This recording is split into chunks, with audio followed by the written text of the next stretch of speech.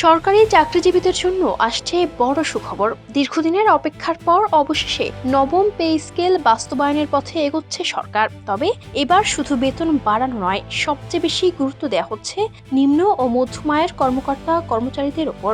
উচ্চ মূল্যস্ফীতির চাপে যাদের জীবনযাত্রা সবচেয়ে বেশি কঠিন হয়ে উঠেছে, তাদের জন্যই বাড়তি সুবিধা রাখার পরিকল্পনা করা হচ্ছে।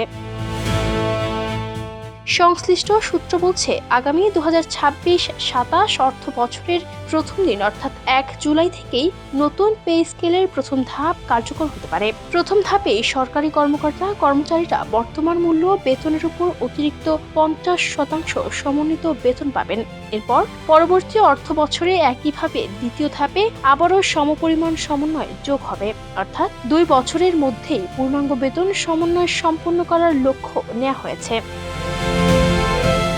তবে একসঙ্গে সব সুবিধা চালু করছে না সরকার। বাড়ি ভাড়া, চিকিৎসা, যাতায়াত, ঝুঁকি ভাতা ও বিশেষ প্রণোদনার মতো সুবিধাগুলো ধাপে ধাপে কার্যকর করার পরিকল্পনা রয়েছে। কমিটির সুপারিশ অনুযায়ী 2028-29 অর্থ বছরে এসব ভাতা ও অতিরিক্ত সুবিধা পূর্ণাঙ্গভাবে চালু হতে পারে। ততদিন পর্যন্ত বিদ্যমান সুবিধাগুলো বহাল থাকবে। অর্থ মন্ত্রণালয়ের একটি সূত্র জানিয়েছে, একবারে সব সুবিধা কার্যকর করলে সরকারের ওপর বড় ধরনের আর্থিক চাপ তৈরি হবে। তাই রাজস্ব আয়, বাজেট সক্ষমতা ও সামগ্রিক অর্থনৈতিক পরিস্থিতি বিবেচনায় ধাপে ধাপে বাস্তবায়নের কৌশল নেওয়া হয়েছে।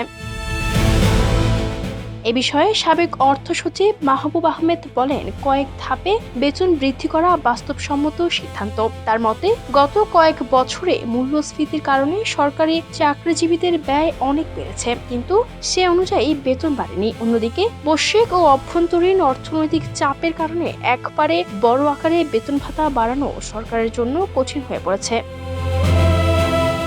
জানা গেছে, নতুন পে স্কেলের আওতায় শুধু প্রশাসন ক্যাডার নয়, শিক্ষক, পুলিশ, স্বাস্থ্যকর্মী, মাঠ প্রশাসন, বিচার বিভাগীয় কর্মচারীরা সহ সব সরকারি কর্মকর্তা কর্মচারী অন্তর্ভুক্ত থাকবেন। পাশাপাশি স্বায়ত্তশাসিত ও আধা স্বায়ত্তশাসিত প্রতিষ্ঠানের কর্মীদের জন্য সমন্বিত নির্দেশনা আসতে পারে। সবচেয়ে গুরুত্বপূর্ণ বিষয় হলো, বিভিন্ন গ্রেডের বিদ্যমান বৈষম্য কমানোর দিকেও জোর দিচ্ছে কমিশন। বিশেষ করে নিম্ন আয়ের কর্মচারীদের জন্য তুলনামূলক বেশি হারে বেতন বৃদ্ধির সুপারিশ গুরুত্ব পাচ্ছে। এদিকে পেনশনভোগীদের জন্য আসছে বড় সুখবর। সাবেক সচিব জাকির আহমেদ খানের নেতৃত্বাধীন বেতন কমিশন পেনশনের হার শতাংশ পর্যন্ত বাড়ানোর সুপারিশ করেছে। কমিশনের প্রস্তাব অনুযায়ী বর্তমানে মাসে 20,000 টাকার কম পেনশন পাওয়া ব্যক্তিদের পেনশন প্রায় দ্বিগুণ হতে পারে। 20 থেকে 40,000 টাকা পেনশন পাওয়া ব্যক্তিদের জন্য প্রায় 75% পর্যন্ত এবং 40,000 টাকার বেশি পেনশন পাওয়া ব্যক্তিদের জন্য 50% পর্যন্ত বৃদ্ধির সুপারিশ করা হয়েছে। সব মিলিয়ে দীর্ঘদিন পর সরকারি চাকরিজীবী ও পেনশনভোগীদের জন্য বড় ধরনের স্বস্তির বার্তা নিয়ে আসছে নবম পে স্কেল। এখন সবার নজর সরকারের চূড়ান্ত অনুমোদনের দিকে। Desk report, campus Times.